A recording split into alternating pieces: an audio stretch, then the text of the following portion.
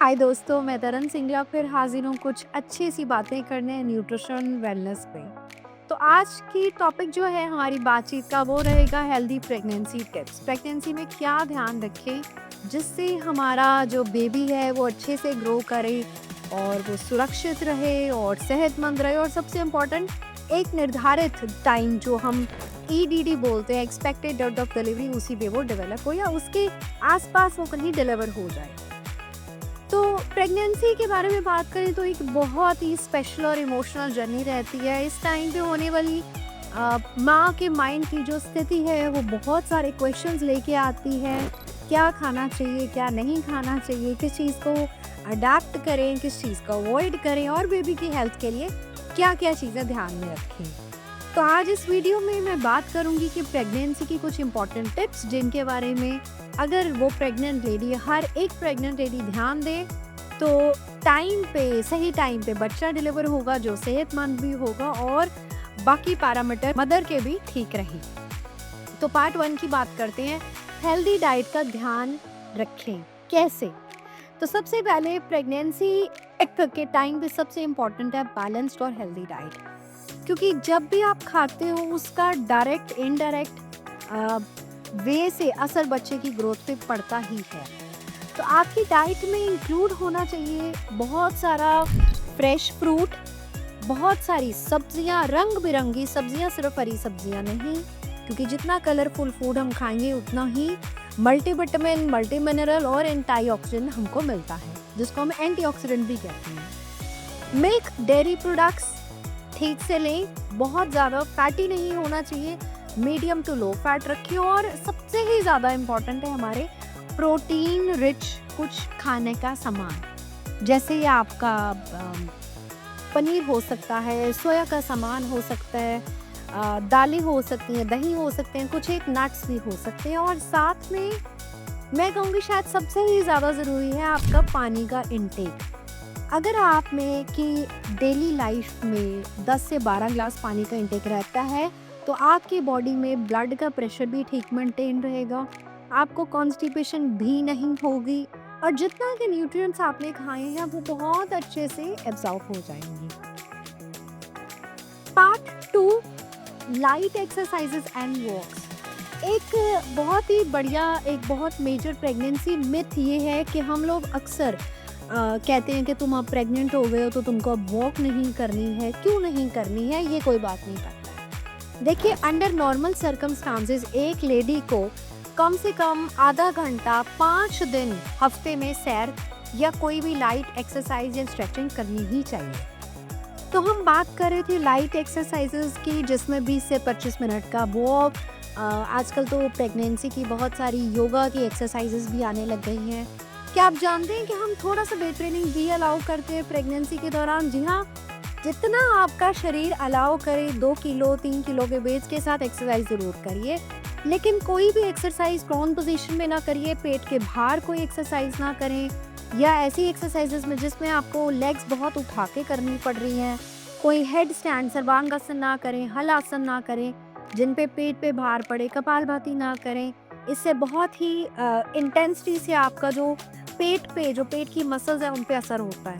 तो कोई भी रिगरस एक्सरसाइज आपको नहीं करनी है। हाँ, लाइट एक्सरसाइज, जनरलाइज स्ट्रेचिंग जरूर रखें। ये एक्सरसाइज बहुत ही ज़्यादा पॉजिटिव इफेक्ट करती हैं आपके बच्चे की ग्रोथ पे, आपको बचाए रखती हैं काफ़ी सारी बीमारियां, जैसे आपका बीपी नहीं बढ़ने देंगी।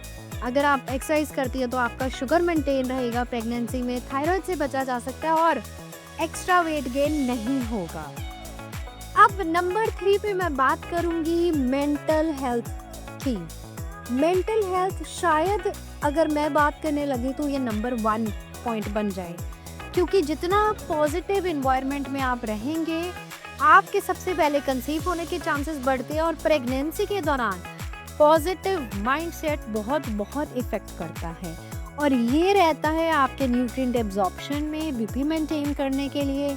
आपको एंजाइटी, घबराहट ये सब नहीं होता, आपके जो मूड चेंजेस हो रही हैं वो बहुत मेंटेन रहते हैं। और मेंटल हेल्थ को ठीक रखने के लिए, जैसे हमने पहले बात करी कि एक्सरसाइज इंक्लूड करें, तो अब मन की एक्सरसाइज के लिए कुछ ऐसे दोस्त, कुछ अपने परिवार के लोग, इनसे बातचीत ज़रूर करें, दिल की बात करें, अपने मन की जो कुछ चीज़ें हैं वो शेयर करें, अपने इमोशंस शेयर करें। अगर मेडिटेशन की बात करें तो मेडिटेशन का रोल मेडिकेशन की तरह हो जाता है। मेडिटेशन एक दवाई के रूप में काम करती है जब आप इस स्टेज से निकल रहे हैं। और इससे अगले जो एक इम्पॉर्टेंट पॉइंटर की मैं बात करूं वो है आपका regular checkup with your doctor. कई बार हम इस चीज़ को इग्नोर कर देते हैं कि चलिए डॉक्टर से क्या मिलना है, कोई बात नहीं, सब ठीक ही तो चल रहा है। लेकिन हमको डॉक्टर को इसलिए मिलना है कि वो ठीक ही चलता रहे। कोई भी प्रॉब्लम होने से पहले डॉक्टर हमको आगाह कर दे, हमारे स्कैन करके या हमारा चेकअप करके या कुछ मेडिसिन जो हमारी चाहिए हमको वो दे के, सो दैट जो हमारी डिलीवरी का जो प्रेगनेंसी जर्नी का जो पूरा एक रास्ता है वो स्मूथ निकले और हमारी डिलीवरी भी सेफ हो। इसके लिए रेगुलर चेकअप्स, डॉक्टर के बुलाने पे आप ज़रूर जाएं, इग्नोर मत करिए। और डॉक्टर की दवाई अगर वो कोई आपको प्रिस्क्राइब कर रहा है वो इम्पॉर्टेंट है, उसको इग्नोर मत करें, वो कंज्यूम करें। एंड तीसरी बात, जब कभी भी आपको स्कैन्स के लिए बुलाया जाता है तो उसके लिए आप अवश्य जाएं। एक चीज़ यहाँ पे मैं और कवर करूँगी, कई जगह पे अभी भी ये सप्लीमेंटेशन के अगेंस्ट हम बात करते हैं कि नहीं, हमको आयरन नहीं लेना है, हम हरी सब्जियाँ खा लेंगे, हम गुड़ शक्कर खा लेंगे, हमको कैल्शियम नहीं लेना है, हम दूध दही पनीर ले लेंगे, हमको फॉलिक एसिड नहीं लेना है। क्यों नहीं लेना है? ये चीज़ें बहुत इम्पॉर्टेंट है, ये सप्लीमेंटेशंस बहुत इम्पॉर्टेंट है आपके होने वाले बच्चे के लिए। तो इस चीज़ का हमेशा ध्यान रखें कि जब भी आपको कोई सप्लीमेंट प्रिस्क्राइब किया जाता है आपके डॉक्टर के द्वारा, आपके गायनेकोलॉजिस्ट के द्वारा, आपके मेडिकल प्रैक्टिशनर के द्वारा, आप उस टाइम पे उसको कंज्यूम करें। जितनी मात्रा में कहा गया है उतना लें। समझने की बात यह है कि आप कितना ही दूध पिएंगे, कितना ही आप दही खाएंगे या कितना पनीर खाएंगे 500 या 1000 mg कैल्शियम खाने के लिए। इसी प्रकार से आयरन आप कितना ले पाएंगे, किन सब्जियों से आपको कितना आयरन अवेलेबल होगा। देखिए, बायो अवेलेबिलिटी भी एक नाम की चीज़ होती है कि आपका शरीर उस सामान को कितना एब्जॉर्ब करेगा, दैट इज़ वेरी इंपॉर्टेंट।